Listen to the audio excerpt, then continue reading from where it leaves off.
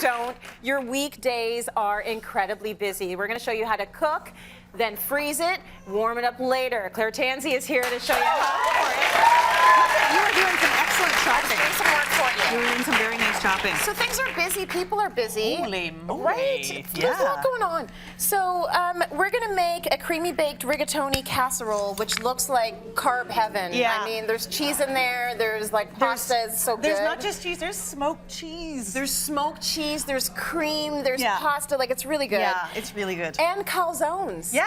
And then we're going to Equally make meatballs. good. We're like, there's all sorts of fun stuff happening here. Good stuff. I love this as a challenge because I am with you, even though, you know, I run my business out of my house. Yeah. You pick up the kid is screaming, the kid is starving. You got to go here, you got to go there, you got to eat now. And so I get it. You're not going to come home and make some huge meal. So if you can take a little bit of time on another day, whether it's a night you have some free time or on a weekend, get the freezer stocked, you are going to be in such good shape. So is there something about these two recipes that make them especially good for freezing? So here's something that I find doesn't freeze well. Carrots. Carrots? So carrots in a soup or a chili or like a stew or something like that. When I take them out of the freezer, they taste really gross. Yeah, there's maybe a texture thing. It's a texture thing. Yeah. So I stay away from carrots. There's my great lesson of today. I like that. I learned from that. And also, these are like, so this is a creamy baked penne. You can't really go wrong with that. No, you can't. And then the good thing with this is you're going to cook them off completely before freezing them. Yeah. And then you just take them out and throw them in the microwave or in the oven to heat them up. So if you're on the go. Or the toaster oven, anything if you want that little bit of that crispiness, right? But no carrots. No carrots, don't do it. No carrots. I love carrots. Have carrots on the side. Yeah. Okay, so first of all, I want to talk to you about this creamy baked penne rigatoni pasta casserole. Doesn't matter. Short pasta, whatever you want. Okay. So I made a typical white sauce, but I used chicken stock instead of milk. Okay. And then I'm going to add smoked cheddar. So you got the smoked cheddar. Because that's just taking it to another level. You know, it does. And I know everyone's going like, oh my gosh, it's so good. And true story, I was just baking this off this morning before I came here. And my son woke up and said, what smells so good? He's 4, people. That's why I didn't put peas in this mixture. Yeah. If I put peas in it, he never would have eaten it. We ate it last week. It was delicious. We had a picnic in the back room. But this is just a really nice cheesy sauce. Yeah. And then I have what essentially is half of a rotisserie chicken. Okay. It could be a leftover chicken breast. It could be.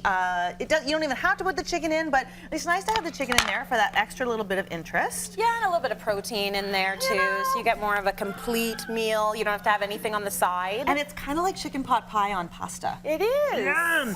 And then a whole bunch of pasta. This is 3/4 of a box, and I think that this should serve, I'm going to say 6 people. Okay. And I'm not going to tell you how many people it fed at my house. 2.5, 3. 2.5. You know how many people are in my household. Then you stir it up. I like to make it in this little pot. Yeah. Because this pot goes right in the freezer. Oh, perfect. So then after right in the freezer or the oven? Both. Okay. So then when it's time to put this in the oven, you just take it directly out of the freezer, ice cold frozen, pop it in the oven.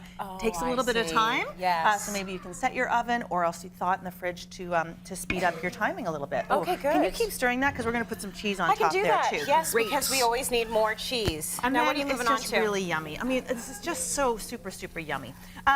Okay, so now we're going to make some calzone. I grew up eating these. It's like a folded over pizza. Yeah. So I've just done a little bit of onion and garlic in here. Okay. And then as you know, the spinach, it looks like so much spinach, but of course it's going to like shrink down to nothing, It's right? the shrinkage factor. I know. You can put so much spinach in that. It's going to look like this at the end of it, like a little tiny. Yes, it's going to look like a tiny. Well, anyway, let's not talk about it.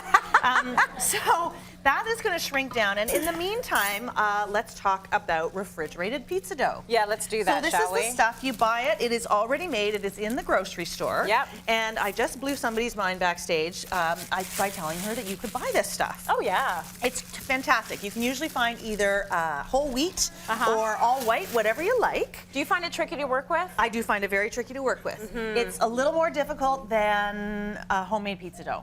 So just, sort of get into your Zen place. And can I have the knife back, please, Trace? There you go. And you divide, this is about 1.5 pounds. It'll say right on the package how much it is. So I divide it into 4 just to make it a little bit easier. Okay. And then here we go, a little bit of flour. Now remember, this is the bit you're doing on the weekend. Yeah. It's a little sticky. If you, it's a little sticky. You're very nice.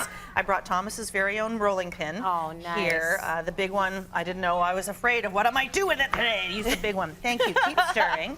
And so you roll this out, and you can see what I mean by being a little bit difficult. Like it kind of wants to be elastic. Do not fret. Do not worry. You're going to put it on a pan, fill it all up after you put in some ricotta and some mozzarella. Okay. And bake them up. So you filled it with the spinach, the ricotta, the mozzarella. That's all you really need. But think about it. Put whatever toppings you want in there, not carrots, but whatever other toppings you want in there. Thank you for hearing my lesson I hear about it. carrots. I do. Loud and clear, honey. Yeah, it's going to be delicious. And you just bake them and then cool them, put them in the freezer.